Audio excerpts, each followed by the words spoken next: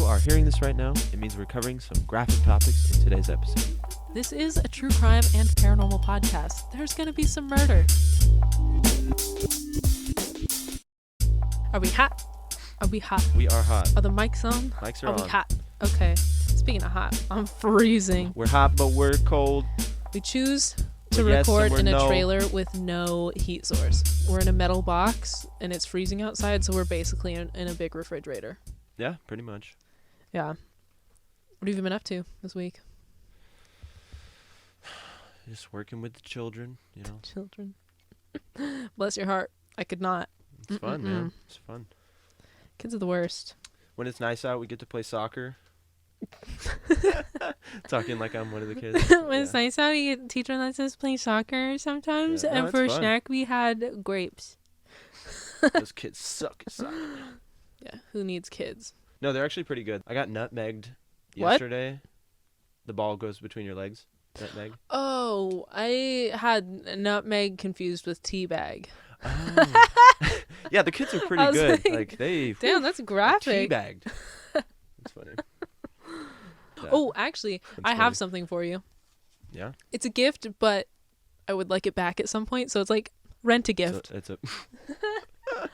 Here Okay. in my hands, I have for you the first true crime book I've ever owned. I bought this when I was like 10 years old. Really? I went to Barnes and Noble with my parents, and I picked out this book, and my mom was like, I don't think we should let her get this. This looks graphic. That's funny. She was confused, and my dad was like, who cares? So he bought me the book, and it's been one of my favorites ever since. It's called Profiling: The Psychology of Catching Killers by Nice. David Owen. I just wanted to give you this so Sweet. Thank you. I can pass on the true crime torch. This looks like Jesse from Breaking Bad. It does look like Jesse from Breaking Bad on the That's cover, funny. but it's a really good book, and Sweet. rent a gift. I would like it back at some point because it holds a sure. lot of sentimental value, but I yeah. thought you would enjoy it. There's a lot of pictures that I really loved as a kid. Picture book. Picture book of murder. Yeah, this is great. But yeah, that's what got me interested in true crime, because it like dives into the whole mindset behind serial killers, Oh, and like sweet. goes in Yeah, like this is awesome. case This by is awesome. case. Yeah. So enjoy that. Thank you. Yeah, that's awesome. Now maybe you'll like murder as much as I do. Yeah, maybe. Probably not. Yeah, probably not. Because I don't hope for. You don't hope to find a dead body. Yeah, I don't hope for bags on the side of the road to have body parts in them. I don't hope for dead bags. Yeah, For you dead do. bodies in the bags. I just, every time I drive, I like eyeball those bags to see if Okay. they look like cut up body parts. Okay. Like, I'm like, can I make out a foot in that bag? I see. I kind of slow down though when I pass them. That's funny. I thought we had a connection, or we had a hookup to the person who found Oh, I was so the disappointed. Newberg foot, the dumpster foot, you know. But I wanted to talk turns to them out- so badly. nope. I know, right? I was like, Not that they "Ooh." would know any more information than we do, but like maybe. But I mean, they would have touched a foot. What was That's it like crazy. finding a part of a body? Let me know in detail. Let me just soak it in. Oh my I could God. only be so lucky. That's funny. It's probably horrible. Probably. I actually kind of hope to not ever do that, but like back in the back of my mind, I'm like, no, you want to find a body. That would mess with my head. I think. I don't know. It doesn't. I think I could do Yeah. a severed limb more than I could a full body. Well, yeah, sure. Yeah, still probably would, haunt me Probably. forever. But Some nightmares after. Oh, God. Hello. Welcome to Archive. Who are we? That's Ben. oh my gosh, that's Bayli over there. Yeah, this is all about murder mystery and all around mayhem. All about it. All about it. That's honestly all that's happening in my life right now is mayhem. Okay, I want to get into my case because I'm really excited, and it has to do with jazz. You can't see, but I just did jazz hands. Let me put down my hot pocket, and not the good kind, the kind Hot pocket. the hot thing that you put in your pocket to make your hands warm because we're in a refrigerator. Hot hands. Hot hands, yeah. I'm gonna call it a hot pocket. So Hot pocket. I'm chemical going flavor. first. This. I think if you ate what's inside there, you would definitely die.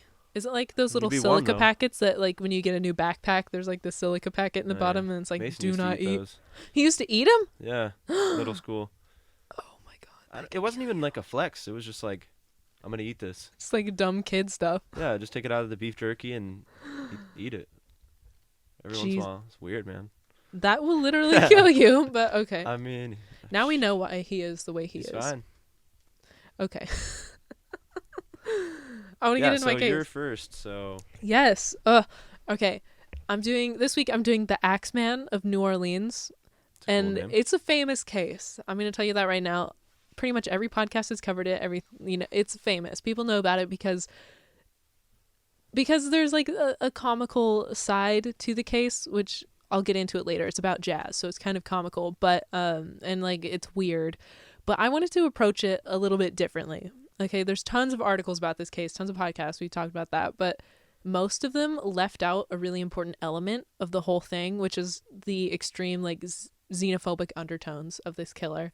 So yeah, the case is weird and like kind of funny because it has to do with jazz, but the Axeman was this like racially charged serial killer, and I think it's important to highlight that element of the story because a lot of sources just brush over it. You know?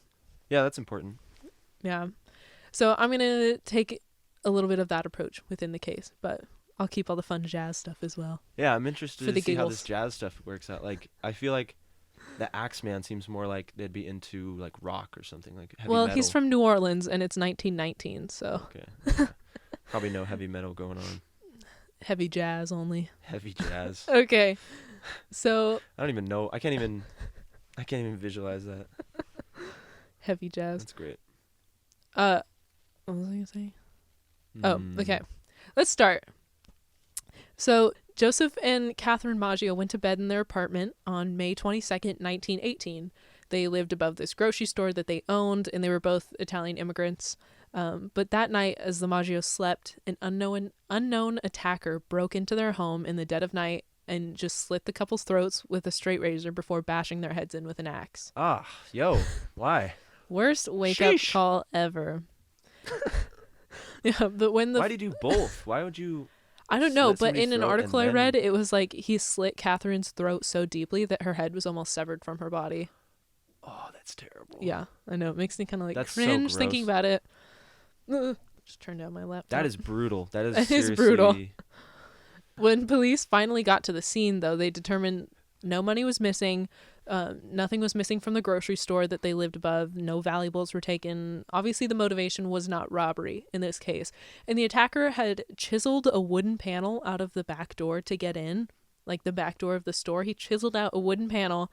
And then after the murder, the axe was left in the bathroom. The razor was thrown into a neighbor's garden. And police found the bloody clothes the murderer had left. And he changed into like clean clothing before he left. Dang. So he thought he was doing it good. He thought he was getting away clean, but they just found everything.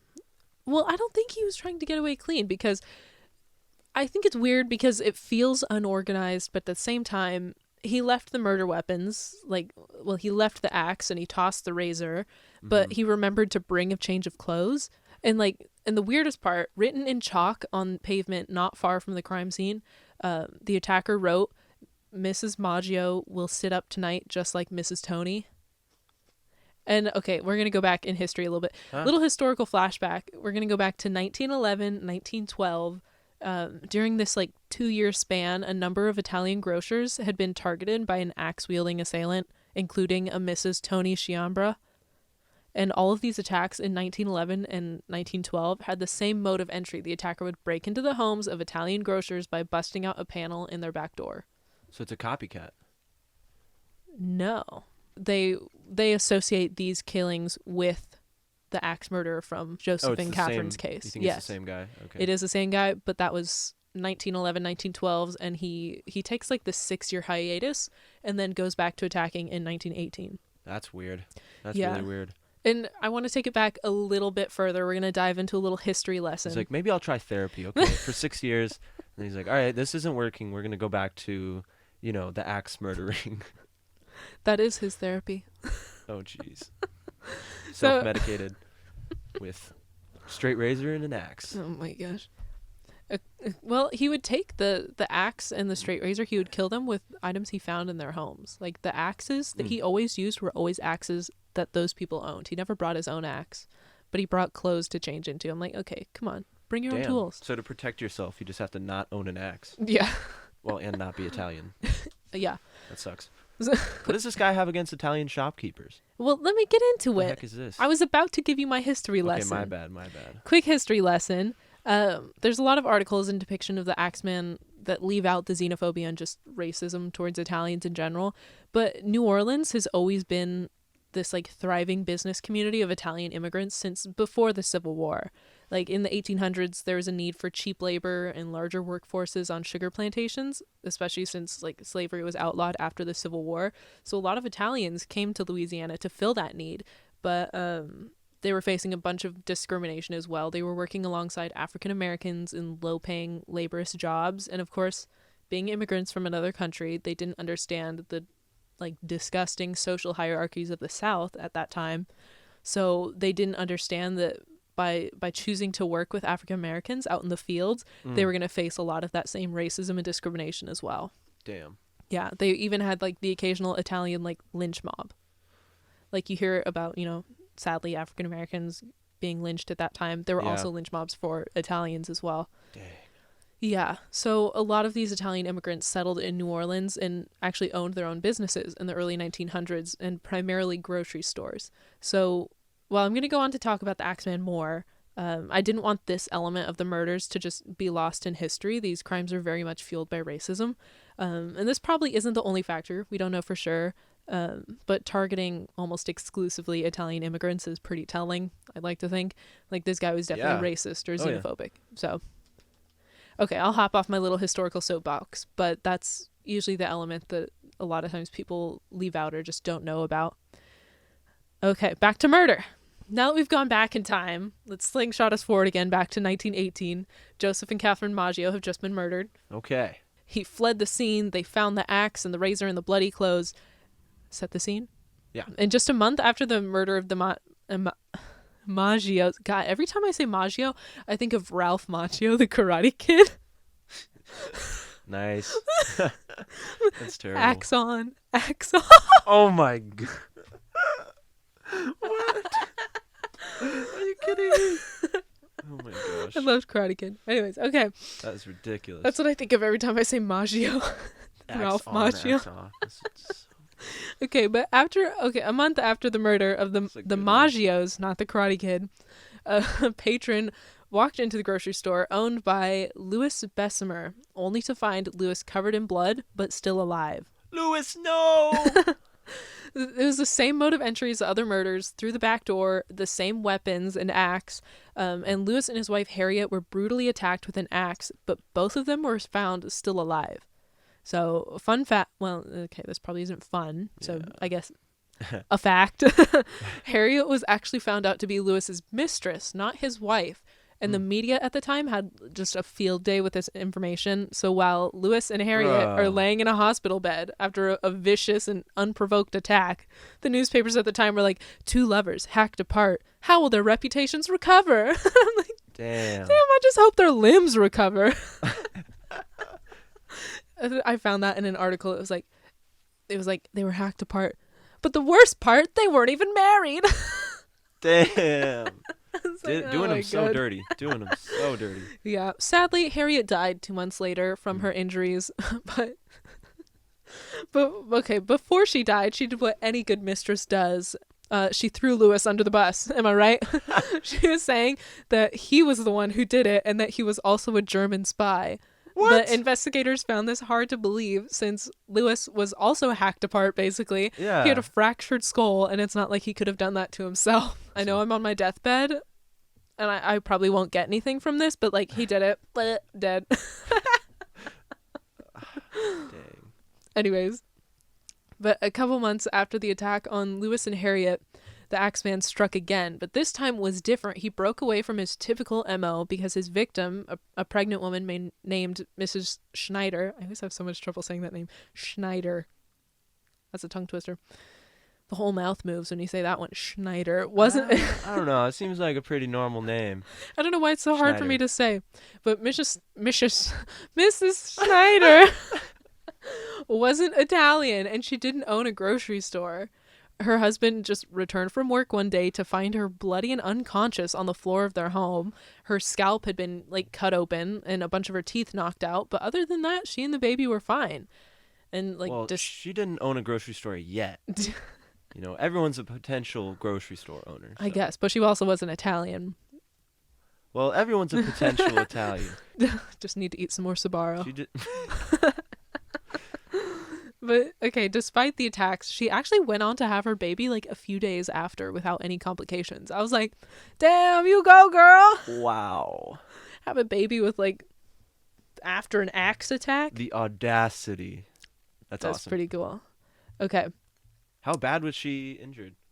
Not horribly. I mean, she was hit on the head with an axe and like Oh my maybe God. hit in the face because her teeth were missing. Like she had been hit so hard that she was unconscious and her teeth were missing. Yikes. I And she mean, had a big, people like- have like miscarried from less than that. So Yeah. You pretty go, strong, girl. Pretty strong. But yeah, she told authorities that all she could remember was this dark figure looming over her after she woke up from a nap. Oh, But that's other than that, terrible. she couldn't remember the attack. I know. I was like, every time I take a nap now, I'm going to think of that.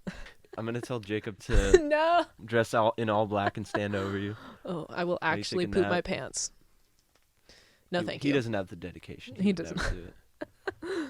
But while the Axeman strayed from his MO to attack Mrs. Schneider, got it, he didn't wait long to get back to his old habits. 5 days later, he attacked Joseph Romano, but not before Joseph's nieces saw the Axeman flee the scene. So Paula and Mary, his nieces, described the attacker as heavy-set, dark-skinned, and wearing a dark suit and slouch hat. I don't know what a slouch hat is, but it sounds trendy. You gonna look that up on Depop? Y2K vintage. Okay. But yeah, so it was the same mode of entry. No valuables were stolen. Obviously the same guy. And sadly, Joseph Romano did die of his wounds. But now the police at least had some sort of description to go off of. Like it wasn't much, but it That's was more good. than they had before. That they got from the pregnant woman? No, from his nieces who saw the attacker and described him. Okay, sorry. Yeah. I kind of spaced for a second. Thinking about Depop now. Like, man, I got a lot of shopping to do later. No, I was thinking about the killer because he attacks this pregnant woman and then he's like, it doesn't hit quite the same. Need to Yeah, go so back to 5 days those later, he attacks an Italian. shopkeepers. It just doesn't hit the same. It's like that Drake meme. Pregnant women? Nah. Italians? Mm. Oh, God. The people of New Orleans were living in fear. That's literally my next line. The people of New Orleans are living in fear, and it's like not only the Italian community at this point, but everyone. I mean, Mrs. Schneider almost messed up that time. Mrs. Schneider was proof that you didn't have to be Italian to be a victim. That's a horrible. I know. Yeah. Yeah. Are you gonna finish that? That's just horrible. Yeah. The murder, I know. Brutal axe murder? God, it's the worst. Oh. There's just like a ton of unanswered questions surrounding this whole mysterious killer thing.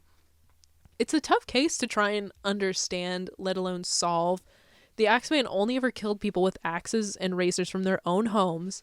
Like he killed them with their own axes, and he brought his own chisel every time to take the panel out of the back That door. is the weirdest Yeah, so he was thing like I've ever heard. methodical enough to bring extra clothes to flee the scene in a clean outfit, But not bring weapons. but he left behind his own bloody clothing at some of the crime scenes. It's weird. And like he attacked mostly Italians but made like a few rare exceptions like Mrs. Schneider. Like this is making no sense. Yeah, that's like so much evidence to leave behind too. Yeah. Well, I mean it's also 1918. They didn't know what a fingerprint was. No, they knew what a fingerprint was, but they couldn't identify people by that. So after a short hiatus, little vacation from murder, if you will, the Axeman returned. What do you think he did in that I went to time? Jamaica. It's like every white girl that goes to the Bahamas on family vacation comes back with the braids. And you're like, girl, Oh. stop. Ooh. The Axeman comes back with braids. Ooh. Oh, no. Okay. Anyways, the Axeman returned to his regular MO in 1919, but this time he attacked an entire family. So the Cortamiglias, here's just a quote from one of the articles I read. Sounds like a part of the brain. Cortamiglia. No, I got a concussion and now my cortamiglia is bruised. Anyways, okay. Here's a quote from one of the articles. So quote, Rosie Cortimiglia, it makes me think of her brain now. Cortimiglia awoke to the sight of her husband Charles fighting the Axeman. It was a fight he would lose, taking multiple blows to the head and suffering a fractured skull. The Axeman would then turn his attention to Rosie, who was also cradling her 2-year-old daughter in her arms. The axe came down upon both of them, killing the child instantly and fracturing Rosie's skull. So Joseph and Rosie would go on to make a full recovery, but unfortunately their 2-year-old daughter died instantly from the attack. And in the midst of the attack, their neighbor Lorlando Giordano, which movie star name if I ever heard one. Lorlando? Right? Lorlando Giordano. That's good. That's good. Cool. He heard screaming and he rushed over to his neighbor's house to try and help, but when he got there, the Axeman had already fled. And after Charles and Rosie recovered, Rosie told the police, listen to this, she told the police that it was Giordano who had attacked them. No. He was a rival grocer in the area, and Rosie pinned the blame on him and his son. Way. Yeah, she put the blame on him and his son Frank. So both of the men were charged with murder, and Frank was sentenced to hang while Giordano was sentenced to life in prison. Are you kidding me? No. That is so bad. I know. And the Charles beef. Yeah. Wow. Yeah, and Charles denied the accusations, of course, and actually went on to divorce Rosie. He was like, no, this didn't happen, but the courts charged them guilty anyways. Yeah. And what a savage. I know. But thankfully she recanted her statements. She was saying that's so bad for the public too, because I know. It's oh, we caught him. Yeah, we caught him. We can relax but it's now. No. They just lied. Oh my God. She actually recanted her statements later, saying that she accused them out of spite and jealousy. She said that. She said that she accused them out of spite and jealousy, which okay, but it rubs me the wrong way, especially somebody just murdered your child, and instead of trying to give valid testimony to help police catch the man who actually did it, you're gonna, use it for personal gain. Yeah. You have your neighbors arrested because you're jealous that they're doing better in their grocery store than you. Who also tried to help? It seems so selfish. Kidding me? Where's the justice for her daughter in any of that? Anyways, Giordano and Frank were actually released from prison after Rosie recanted, so that's good. But they spent a year in prison. That's so awful. Ugh. Oh, anyways, here's where it gets weird. But so the neighbor was executed. No. You wait on death row a while before you're executed. Okay. So thankfully he wasn't. Yeah. Here's where it gets weird. This is my favorite part. Here's where the jazz comes in. I'm so excited. I'm also really cold. So this is okay. This part is always everyone's favorite. Here's a quote. Here, I'm going to give you a quote. Okay. A few days after the attack on the Cortimiglias, the Axeman decided to write to the Times-Picayune newspaper. The letterhead said hell, and it was addressed to esteemed mortal. Yeah, the Axeman would go on to describe himself as a demon from the hottest hell who had a close relationship with the angel of death, and bragging that he could kill thousands more if he wanted to. Wow. He taunted the, quote, foolish police, declaring that he'd never be caught as he was not a human being. Wow.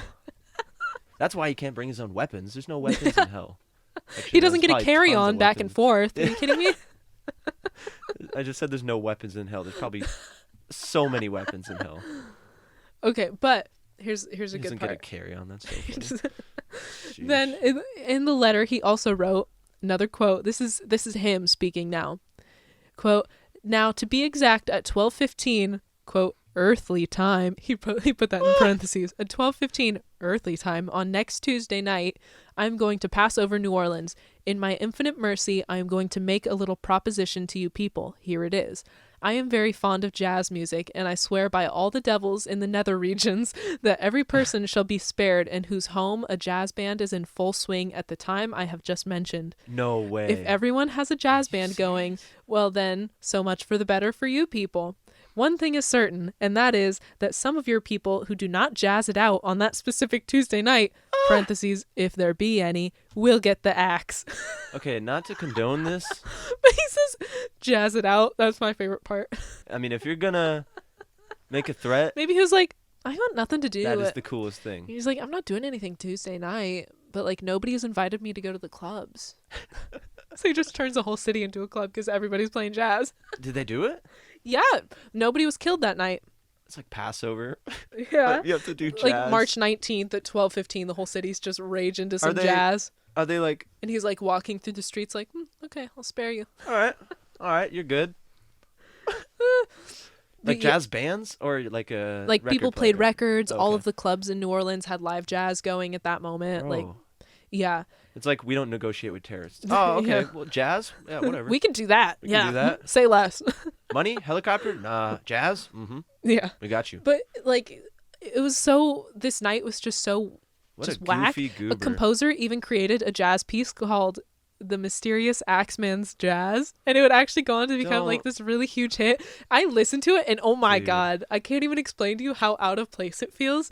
It's like this happy, like ragtime type of tune, but in your head, you're like, I know this is supposed to be a song about brutal axe murder, but I can't help but tap my foot to this shit. You're like, this slaps. They like served it up to him on a silver platter. Like they And, should like, not have done that. And okay, if we can put it into the recording, we'll put it in here, but you have to listen to it. If not, Google it on your own. I'll put it in. I'll put I'm a going to little bit play in it for you right now.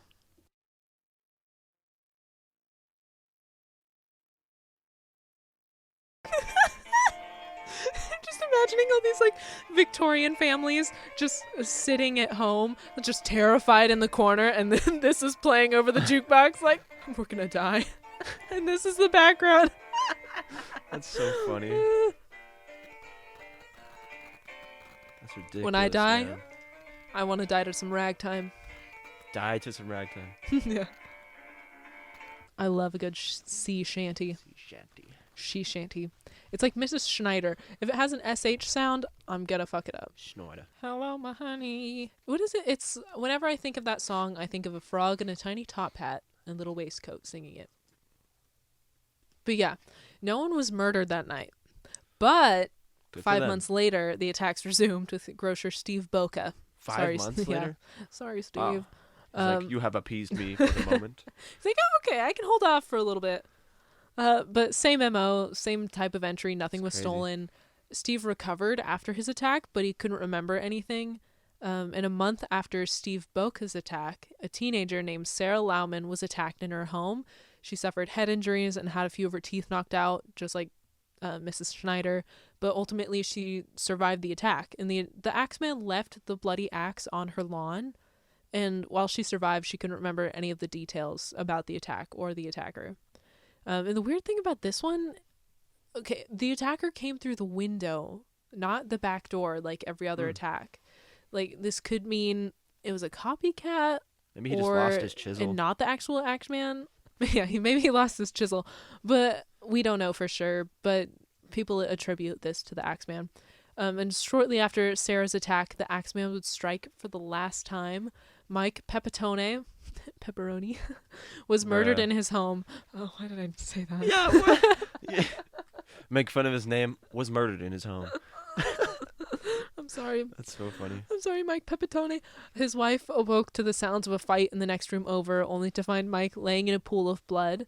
Reports said that there was blood spatter covering most of the walls.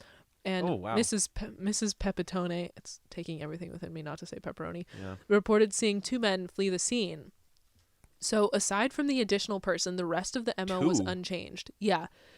So Mike Pepitone died from his injuries a day later, and the Axeman was never seen or heard from again. Maybe he found a gal friend.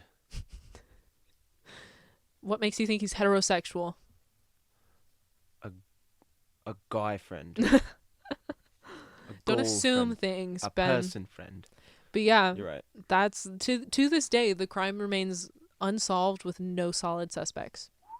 Whack. Yeah, but like every crime did in 1918 because no science. I'm thinking. I wonder if he is one of those people who's like a recluse, or if he's one of those people. He was in a nice suit and a slouch hat. That doesn't sound like a recluse to me. Sounds like he has a job. Maybe he has a wife and kids and a life or whatever.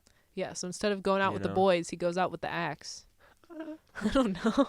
Goes out with the chisel. He's like, I'm going to go woodwork tonight. He's like, babe, I'll be back. I got some paint to scrape. That's funny.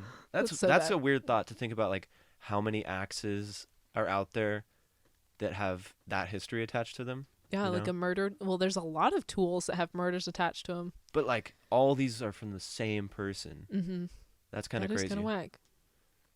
There was actually I was reading in some articles. There's more murders in like the 1920s that we could attribute to the Axeman, but they're in an like he would have had to cross the Mississippi River into another state to commit these murders, and so they're Okay. not sure if it was him, but maybe he did go on to kill more. We don't know. Yeah, back then they were like, Wow. forensics, don't know her. So nothing got solved. But yeah, that was my case this week. Dang. So, how many total murders do you think it was? Or was it? Do you have the stat? Or? I don't have it down anywhere, but I can count. Okay. 1, 4, 5, 6, 7, 8, 8. 9. I think there was 9 attacks that we know of that are attributed to him. But like Wow. 18 people were attacked because there's multiple people. Yeah. Yeah, What a weird. Why Italian shopkeepers? he was probably racist. And But like shopkeepers? Italian, well, because most Italians, if they weren't working in the fields, they owned a grocery store or like owned a business like that. And so he Oh wow. probably just targeted people within the city that own their own business. Easy to find if you you can walk around to the store Well, and when see. he wanted to murder people, he also wanted a snack. So Oh my gosh. that's a bad joke. He didn't take anything. He didn't take nothing. No, he didn't. But Which is weird because I would totally take food for your troubles. for my troubles, for their troubles. Okay. Anyways, that's my case. I'm so That was excited to great. hear about yours, though. That was great. My turn. Okay, so my portion of this episode is taking a look at the Japanese Doomsday Cult Shinrikyo. See, this is going to be harder than Mrs. Schneider to A little pronounce bit, for yeah, a me. little bit. So, Shinrikyo is a cult dedicated to the art of yoga and human suffering. Love that. And yoga is pretty loosely used here because they do everything from like LSD and other hallucinogenics and They to just like take a bunch of drugs and lay on the floor and call it Shavasana. yeah, they would do the classic yoga pose and like hang each other upside down and do like shock What? therapy and stuff. So it's not really yoga covers a lot of different weirdo things here. So, like, not yoga at all. Yeah, not yoga at all. Some of it was legit yoga though. Okay. So I said Doomsday Cult. They believed the end of the world was coming. Their leader was their messiah, and they needed to do violence to bring about the apocalypse. That's kind of what they believed in. Okay. So he was appointed by God, and then they were going to be the chosen ones and like survive the end of the world. This is, like, very stereotypical, like, classic cult stuff. It's weird because LSD and the hallucinogenics were like a side note. The cults that I've heard about, that's kind of it takes a front seat, and in this one, it was, it's just a footnote in this one. But it is a footnote because there's a whole ton of other weird stuff about this cult. They formed an animation studio, and they put out a 10-episode anime featuring their leader singing and floating, and they like portray him like Christ. Man, Studio Ghibli's really gone downhill. Yeah, but they had like a legit production company, That's whack. made a 10-episode miniseries to recruit otaku, which is, you know what otaku are? A taco? People who were really into anime, and they would try to recruit them through this freaking Just gotta weirdo send them all anime. those free body pillows with the anime girls on 'em. No, with the leader of this on him. Yeah, But that he's in a guy's like, bikini with, like, big yitties. I mean, he's so goofy looking. The leader of this cult is so goofy looking. He looks like a teddy bear. Like he looks like not that bad It of a makes me guy. not like teddy bears. If you look this cult up, you'll see the leader who started all this perched on his beanbag chair like a total guru. He would have a beanbag chair. Yeah, it's so goofy. So this self-proclaimed messiah is Shoko Asahara, born in 1955 into a large and poor family who made tatami, which are these mats for traditional Japanese housing. He was partially blind from birth because he had infantile glaucoma, which like affected his eyes. He gets enrolled into a school for the blind, and Wikipedia says this guy was a bully. He would beat people up and like take their money. Not Started a good guy. at a young age. Just a young entrepreneur. When he graduated in 1977 from the School of the Blind, he got married and started down the path of an acupuncturist, which apparently is a common career for the blind in Japan. An acupuncturist. Mm-hmm. I don't know if I want a blind person sticking needles into me. I was thinking that, but then I was like, well, first of all, he's only half blind. And second of all, okay, well then in that case, acupuncture, you're feeling their back, right? So maybe you have like a more intimate knowledge of the human body if you have to feel it. I don't know, man. To each their own. You can go ahead and get acupuncture by a blind guy. I don't think I will. Not this dude. Okay, but I got us that Groupon. What am I supposed to do now? I'm out $60. That's a good deal. Good deal. But yeah, at this time he was also studying traditional Japanese medicine. He was a scammer on the side. He would sell pharmaceuticals without a license as well as selling unregulated drugs. He got convicted of this and fined the American equivalent of like $2,000. After getting in trouble with the law, he starts studying Chinese astrology and Taoism. Let me guess. He's a Taurus. What are you? Is that an educated guess? Like, are you into that no, stuff? I have actually no idea. Okay. I don't believe it until I look at, like, I'm looking at Instagram posts that are about astrology, and it's like something good about Geminis. I'm like, oh yeah, that's totally true. And then it says something bad, and I'm like, this shit's fake. I'm a Sagittarius, and I don't know like the rising or the. No, I have no idea. I'd have to take an internet quiz to figure that out. Yeah, I'm a Gemini though. You gotta figure out like when you're born, and like I was born at 8:42 in the morning on a Thursday. So you could probably find out. Probably. Just gotta find out like what the moon was doing at the time. I'm gonna take an internet quiz. Maybe that's what we should do after this. Take an internet quiz. It's like a side note of a side note, but I need BuzzFeed to tell me my astrological signs.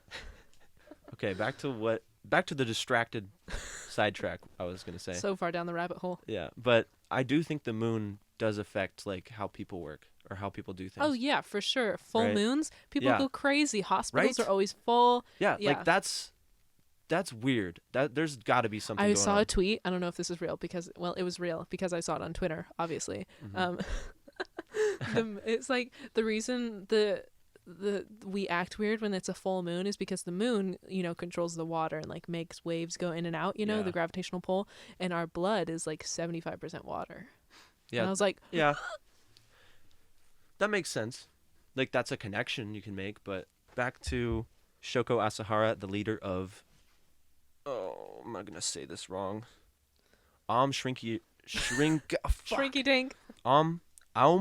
Shinrikyo. Yeah, I bet you feel real good now making fun of me from Mrs. Schneider. Schneider is not nearly as hard to say as Shrinkyo. Some of us have a strange speech impediment where I can't say Shinrikyo. Yeah, back to it. Shinrikyo, the leader of Shinrikyo, Shoko Asahara, was not very cool. Yeah, he's getting more interested in religion. He's becoming more zen, getting in tune with his own self and, how to exploit religion to make people do things. At this time, he forms the religious group Aum Shinsen no Kai, and the name becomes Shinrikyo in 1987. Do you think all of your years of watching anime have really prepared you to pronounce these? Probably. Nice. It only took him 2 years to become a legally recognized religion in 1989, and, all the protections that come with that. Yeah. I don't know if they do, like, tax write-offs like they do in the U.S., but I would assume so. Something like that. Yeah. So Shinrikyo makes the village of Kamikui-shiki their home base, and they set up like a religious center and some other facilities, probably like a yoga studio or something. Probably an animation like production building. Studio. Yeah, you got to have a place for that. Yoga's like a big part of the cult, so I assume they actually did have a dedicated building or buildings for it. But yeah, recruiting using anime and yoga, that's pretty. Do you think we should start doing that for Dance Team? Should we make a video of me floating? Yeah. Did you see that? The GIF that I sent? No. It's from the anime. It's like the leader guy just like floating. No. Yeah, it's crazy. Why'd you motion boobs Instagram when you said floating? Because he's like, he's doing he's doing that. Oh, yeah. Okay. Motion boobs. I don't motion boobs. Well, you went like that. Yeah. He do be having some big old tatas. Yeah, and in this area, we're still in the city of Kamikui-shiki, and they also had like factories set up for the production of weapons and this toxic gas that they would later test on innocent Japanese citizens. But we'll get to that in a second. This is really weird. The yoga recruitment apparently works really well in Russian circles, and they get some pretty good connections. Do a little yoga with a Russian, and he'll show you his arms factory, because in 1993... when you give a mouse a cookie... In 1993, members of this cult travel to a Russian arms factory and get a nice little lecture. Like, there's a YouTube video I watched of this lecture, and they're like teaching them how to make gunpowder, what it should look like, what it should consist of, like all this crazy stuff. They send them home with an AK-47 and like blueprints for this stuff. That's what I found in the gift shop, Mom.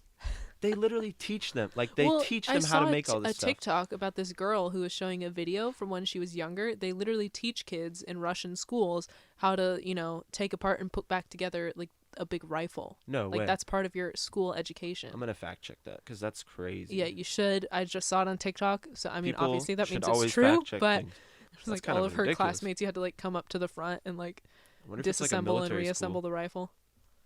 I don't know. If that's just like a regular school. This seems very Russian. That'd be crazy. They also tame bears at recess. They get this, you know, these lectures on how to. I think this might be where they get taught to make the sarin gas, but they also wouldn't surprise me. Just a bunch of weapons, bunch of stuff like that. So they're like, okay. Then they buy up a bankrupt ironworks factory in Japan and begin the production of guns, ammo, and sarin gas. The AK-47 production didn't really pan out as they only made one out of the 1,000 that they wanted to. But the sarin gas making was going really well for them, and they produce a shit ton of it. So is that in metric measurements? Metric shit ton. In 1994, Shoko Asahara wanted to set up a factory in this other area in Japan, Matsumoto. It's a city in Japan. But the people of the city are really against this because they kind of know a little bit about this guy and this cult, and they're like kind of freaked out. So they do this petition, and 70% of the city's population signs it to like oppose it. So this kind of pissed them off because, you know, the whole city's like, we don't want you here. So this was reason enough for the Shinrikyo to say, you know what, let's test how good our poison gas is. So June 24, 1994, they planned to release gas at a courthouse while the judges were in. And these judges were the target because there's a real estate dispute going on between the cult and a Matsumoto property owner, probably about where they want to build this factory. Yeah. And they arrive at the courthouse late, and they had to switch their plans because the judges aren't there. They've like outfitted this refrigerator truck to release 12 liters of sarin gas into the air. Jeez. Via a heater. It like heats it up and then it disperses. And they have fans to blow it around as well.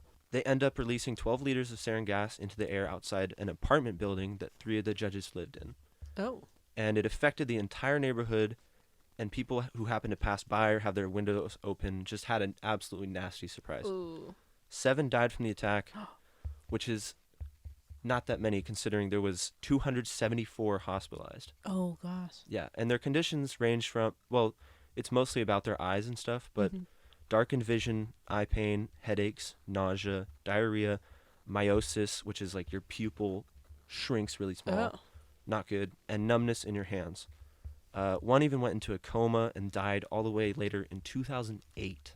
Oh, gosh. Yeah. So. This was in 1994? They were in coma for that long? Yeah, pretty bad. So, yeah, they release this into the air in a neighborhood, right? Not super, you know, because it can disperse a lot, so it's not super deadly. They realize that this could be a really efficient weapon in enclosed spaces. And since they're trying to do violence to bring about the end times, that's what they're going to do.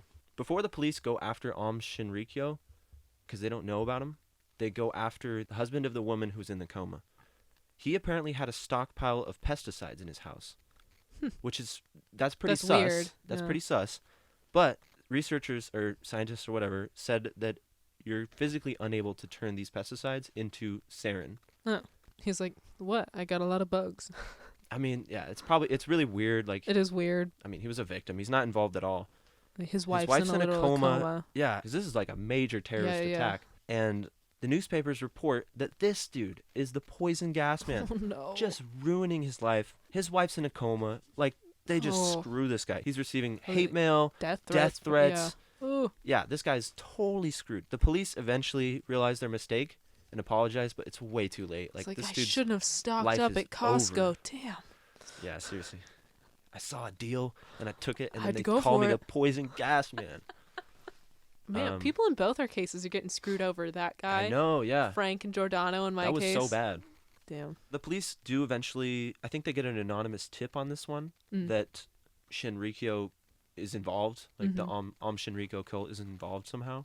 The cult's official take on this, when asked, is they didn't know about this. They didn't know what their Like, members were planning. What? You think it was us? And They're the like next looking attack. behind them. In 1995, the sarin gas is used again in an enclosed space, the Tokyo subway system. Oh no. Yeah, so the capital. Thousands suffer injuries. Some say Yeah. like 6,000 injured. Thousands of people ride that subway every day. Yeah, just the absolute worst place to carry it. I mean, best place to carry an attack. Worst place to be a victim. Like, Yeah, it's pretty bad. I'm actually really surprised that it was only 13 deaths, because like seeing the videos of them spraying the whole subway down after, they're wearing like full releasing gear it or into whatever the it's called. air outdoors killed like 70 something people. Seven people. Okay, but injured 274. So for keeping those statistics, like I guess that makes sense. But that's a lot of people. Since it's in the capital, they're gonna say, oh, they were trying to. It was like a coup or whatever, but it's not. It's not a coup. It's just like a terrorist attack. But yeah, the other one was trying to get the. What was their motivation? Yeah, because their other one was trying to kill the judges. The judges over the dispute. This one, they just pretty wanted much to wreak havoc. Yeah, they kind of just wanted to kill as many people as possible. Oh, that's awful.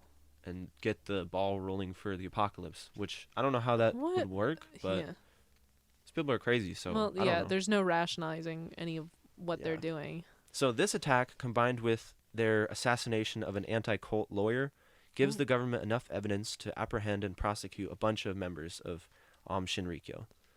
They find Shoko, who's the leader, at the cult's headquarters back in Kemikuishiki, which is their base that they had set up. They had facilities and stuff. They were kind of living there in like a group. They find him there, and they also find explosives, chemical weapons, and a Russian military helicopter.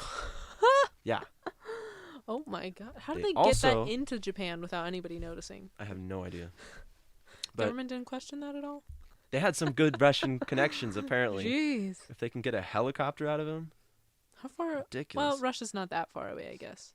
I mean, it's not like Russian government. It's like just Russians. Yeah, but like... that were like, oh, this is a cool cult. I like this. It's so weird. That is weird. Anthrax and Ebola cultures were reported. But it turns out this was kind of exaggerated, which I don't know if that means none or only a little bit. But... apparently, they made a bit of anthrax is not a good thing. I know, or Ebola cultures. Yeah, that's not good. But you know what's not a little bit of a chemical weapon? Stockpiles of chemicals that could be used for producing enough sarin gas to kill 4 million people were found at this compound. Like, that's a ton. Oh my god! Imagine if they had made more. To kill, because they... it could have killed like an entire city. They injured 6,000 in a couple subway with I don't know how much, but they messed up 274 with 12 liters. That's not that much. That's not that much. Thinking about volume-wise, that's not a lot of 12 fluid. 12 liters is really not that much, yeah. Mess up that many people. An entire, like, block? Jeez. That's crazy. And, like, oh my gosh, I forgot to write this down, but in the article I was looking at, dead fish, dead dogs, dead cats, all sorts of dead animals were found all over the place in the area. Oh, that's so sad. Yeah, in Matsumoto, that city or whatever. Ridiculous. Like, it's just killing everything. Like, the grass shriveled up, trees all fucked up. Oh my god. It's crazy. Like, this stuff is strong. Yeah, I totally forgot to put that in here. I've never heard of this before, this case. This sarin is gas? whack. Oh, the case? No, the whole case. Yeah. Because this is serious stuff, you know? Yeah. It's a whole terrorist attack. Yeah. Jeez. So 13 get the death penalty, and hundreds of members get life in prison, including the leader. He gets the death penalty after a while, but at the time, Japan's like, I don't know about the death penalty. Yeah. Yeah, but he does get executed, I think, 2000. I don't remember. Either way, he dies. Yeah, he dies. Today, the cult is actually still active and doing pretty well. Oh. They're called Aleph, and mostly just scam people for their yoga or religious study sessions. Like, a woman was scammed out of, like, thousands of dollars for... Oh, that's so sad. So, you know, they're monitored. It's not even real yoga. Yeah. I bet they toned it down a little bit. It's probably not as crazy. They're not hanging people upside down.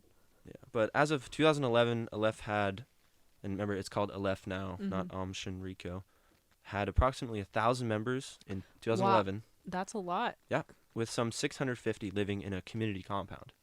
Jeez. Yeah, pretty crazy. They end up keeping their religious freedom till today, but they're closely monitored, obviously, and on every terrorist list that's in the I world. bet. Yeah. In 2019, You got Japanese police checking in every like Saturday or so. They're like, hey yeah, guys, what's going on? they have to provide a member list every so often or whatever. I don't know what the Crazy. time is, but yeah. 2019, a member of Aleph committed an attack on a crowded New Year's plaza. No. His name is Kusakabe, and he rammed his car into people, injuring 8, and he did this in protest of the death penalty. Bro. Yeah. He I don't rammed his like- car into 8 people. That's basically murder. I'm gonna go kill people now.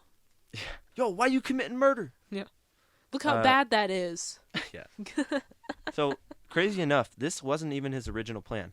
He got, like, overwhelmed and ended up ramming into people with a mini car. It's like a really It's small like a car, smart car. that he rented. Yeah. So, I'm thinking of like a golf cart ramming into people, and it's just like, bro, dude, I'm just trying to cross the street, okay? injuring 8, it's like twisted thumbs. Yeah, it's like a sprained ankle. How bad could it be? Yeah. So, his original plan, he came stocked with kerosene and a homemade flamethrower. He had a pressure sprayer fitted with an igniter in his car at the time of the attack. He said he planned to burn people alive at a popular shrine. No, thank you. And it's New Year's. It's like New Year's Eve or whatever. So there's a bunch of people out, and he would have just... It would have been really bad. The really, same really guy bad. that was protesting the death penalty was like, I'm going to burn people alive. Yeah, again, that makes protesting the death penalty. No, it all Brings checks out. kerosene and a flamethrower. What? No, I get that logic. I see it. I can connect those dots. I see the vision, bro. Yeah. But, yeah, we'll post a snippet of the anime and a picture of Shoko on his little beanbag. Because he's so I gotta cute. see this. He's Yeah. so cute. Look at this murderer. Oh, Yeah, it's pretty messed. God. But there's, like, so much weird little things in this case. The fact there's still an active cult today. They've got a Bruh. cool flag. Oh, well, in that case, that's fine. You know those tapestries that people have, like, with a cool design? The mandalas and stuff. Yeah, it kind of Yeah. looks like that a little bit. But Oh, cooler. well, in that case, It's just, yeah. it's cooler. But, dude, you gotta watch the intro to this anime. It is ridiculous. well, He I'm just, excited. he goes into the classic yoga pose, No, and then he hovers, and then he bounces.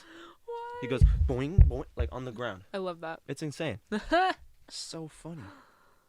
But seriously, like, the dissonance. I watched that, and then I'm like, this guy orchestrated gas attacks. This guy killed hundreds of And people. he's, like, singing. He sings the intro, and he voices all the characters. Well, he's, like, the only character. There's Yeah. other people in it, but they're just like, oh, my God, it's Christ. You know, Oh my God, it's Christ.